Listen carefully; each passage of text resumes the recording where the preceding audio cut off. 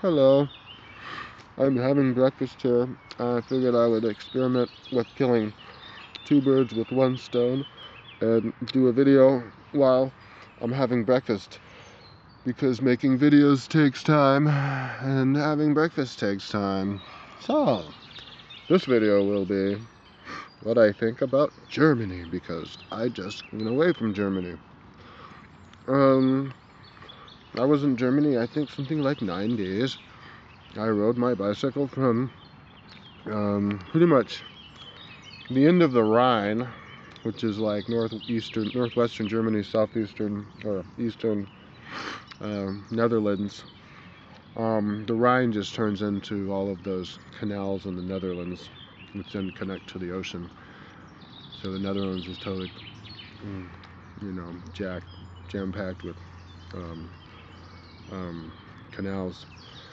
So, but I was pretty much on the Rhine the whole time. I rode from the Netherlands in maybe like a day or something to Cologne, Germany, and that's where the Rhine was. And then I went up the Rhine, the bike path on the Rhine, pretty much until the border with France, and then the bike path ended. There was no more, at least on the German side, no more bike path. I checked myself. There was for like a couple hundred meters, and that was it.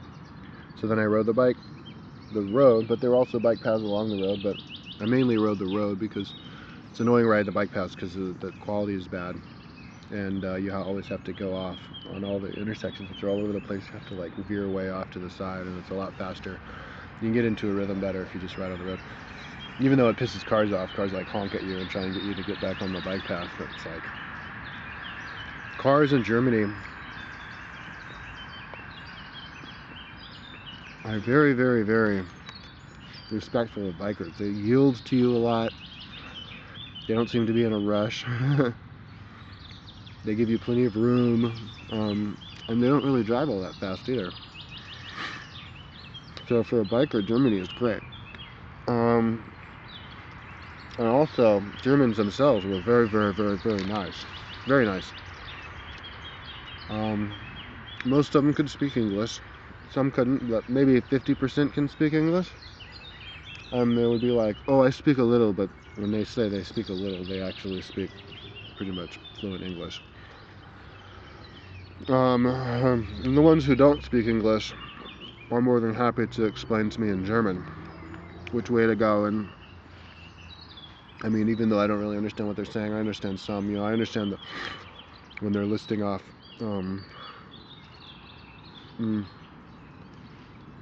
maybe eating and making a video doesn't work so well.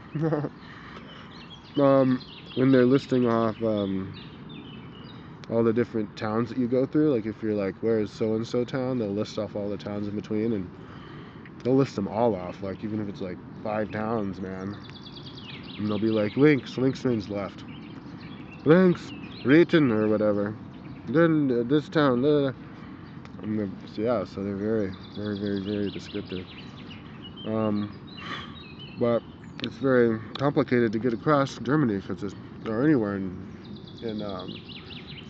Europe, because there are just so many towns. Like there's a new town every 5 or 10 kilometers, and psychologically it makes going across it actually quite fast. I mean, in reality it makes it a lot slower, but psychologically pretty fast. I mean, because if it's like 100 kilometers to the next town, you would think, oh, that's kind of far, 100 kilometers, but before you know it, you're at that town, because there's all these towns in between. And it's like, next town 5K, and then you're there, and the next town 5 kilometers, and then you're there, and then you see the town that it seemed like a half hour ago was 100 kilometers, now it's only 20 kilometers, because you've been going through all these different towns along the way, and you feel like you're not making progress because you're like doing all these roundabouts and everything, but you're trucking on down the road.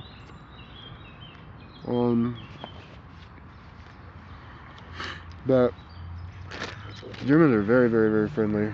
It seems like they like me, maybe because I was American, I don't know. I mean, these guys fixed my bike and they didn't want to accept any money. These other Germans let me stay at their house for 2 days, and then they even bought me beers and dinner and didn't let me pay for that. And another German, I stayed at his house, and he was You know, his mother was really, really, really friendly, you know, generous, offering to clean my clothes and giving me breakfast and lunch and dinner and stuff. And, you know, my buddy, he's smoking me up. It was fun. So, Rhineland is very pretty. The bike path along the Rhine, there are lots and lots of bikers along the Rhine. So it was like they're really active. And in Germany, in Switzerland too, I guess, lots of little kids on bikes, like little kids, like 2 years old. Or in America, they'd be on training wheels still, probably. They're not on training wheels, they're riding around on the bike. They make bikes very small here, or in Germany. And every German city has a pedestrian mall. And not just one path, but like the pedestrian mall, and then the little side ones too are also pedestrian. As well as Holland. Germany and Netherlands seem very similar to me. Even Germany at the beginning had a canal that went in there a little bit. But it's kind of like in Latin America, every town has a central square. Well, Germany have the pedestrian mall that's brick and it's cool, but they have the trains that go through there also. Trams, lots of trains in Germany all over. And of course Germany, just like in all those other European countries, you have the Spire Cathedral, so you can look at it off in the distance and you can see where all the towns are. It'd be cool to get a photo, maybe if you can perch yourself up on a spire on a hill. All those little spires in the distance, all the different spires, you know, and you know each one of those represents a different town. So that's cool. You know exactly how far away towns are just by looking at the spire. I was getting lost a lot though, but probably just because I wasn't practiced. Because you go into a city and then it's like, whoa, you know, then the roads turn and it's like, which way is north and which way is the next town. And for some reason, the map I have, which is huge, you know, Germany has 80 million people. At least 10 years ago, it had 80 million people in. It's not that big. It's pretty densely populated. And so there's towns everywhere. It seemed like the towns that are on my map did not align with the towns on the signs a lot. There's lots of towns in Germany that are not on my map, and my map shows like hundreds of towns, so it made it kind of difficult to find my way. But it's just practice. I have to have more faith. I have to just keep going, you know, and ask more people for directions and stuff, because they're really friendly about giving direction. But it was expensive though. It was more expensive than America. Food was expensive. Yeah, I think bike parts and stuff. But I mean, you know, like a Big Mac meal would be like $7.50 in Germany, $7.50 or more, like $9. I mean, a lot.